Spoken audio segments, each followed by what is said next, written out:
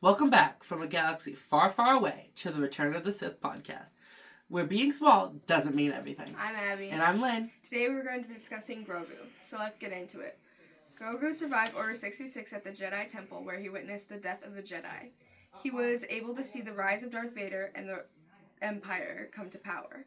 At such a young age, it held a traumatic memory and has affected his use of the Force. He was abandoned and hunted for his special abilities, and Din Djarin was the hunter. But Grogu was so small and cute that who could kill him? But Donald J. Trump, aka Cheeto Satan, would think that cuteness is the same as consent. That is really Sith Lord qualities. Mm-hmm.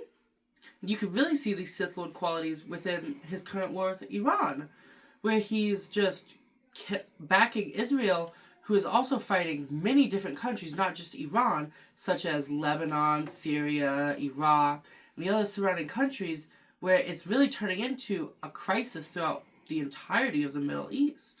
Also, with his control of Venezuela, that's giving Empire, because he's taking over more land, and he's taking more from these countries. And he also, when he was running for president, said there would be no new wars. But we've seen that isn't true, with him attacking Iran, wanting Greenland, wanting Cuba, wanting Venezuela, even talking about attacking Canada. Like, what is the stopping point for all of this? Especially with the Gulf of Mexico being now named the Gulf of America. Do you think this could cause a rebellion, like in the movies, because American people are so against this war with Iran? I think this could cause, for sure, a rebellion. You could see it not just in America, but also throughout the world, where countries that used to support us, and like NATO and the European Union and stuff like that, they used to support us, but they're pulling back their support because of what this administration is doing around the world, that they're not willing to support because it's not okay to be doing at all. Especially with the No Kings protest. It's like people are seeing that he wants this power and wants control of other countries. So they think that this will expand way more than Iran. Yeah, for sure. There's people protesting all over America, for sure. But back with Grogu. And him not being able to speak and never having a name, he never had that until season 2. With the literacy rates and our administration not having many educated people, they don't know how to say their names. And this could also be seen with the victims of Epstein not being able to speak up against the violence or really have a voice at all. Have a voice at all.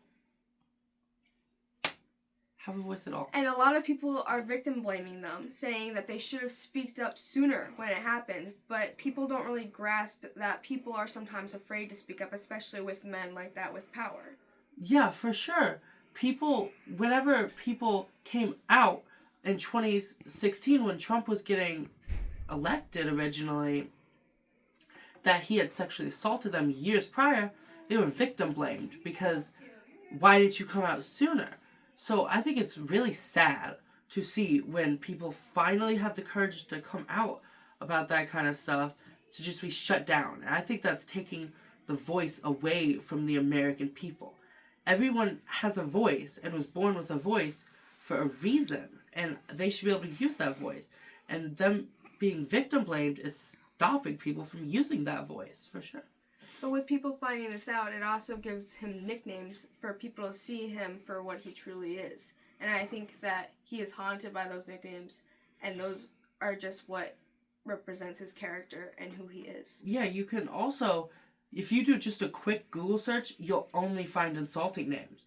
There's not, like, any names that are good. They're all, like, tyrant. Or, like you said above, Cheeto Satan, and stuff like that. And I also saw ones that were, like, Cheeto Benito, like, referring to past, other tyrants.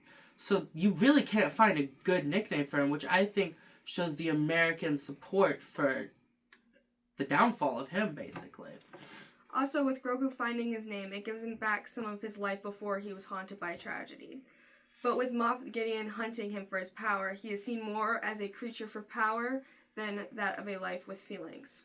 Today, we see that with some of the immigrants of our country. They are seen as creatures at work, not humans. I mean, we see this with the government taking them like animals and stuffing them into cages. Yeah, I think the power can also be seen with Trump, like you were saying, attacking everywhere. If you look, he's wanting Greenland, Cuba, Venezuela, Iran.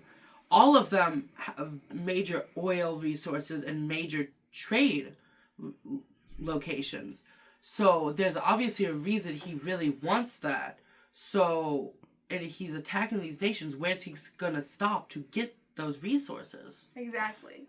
Thank you for watching our podcast. Once again, I'm Abby. And I'm Lane. We hope you learned something about Grogu's symbolism to today's society.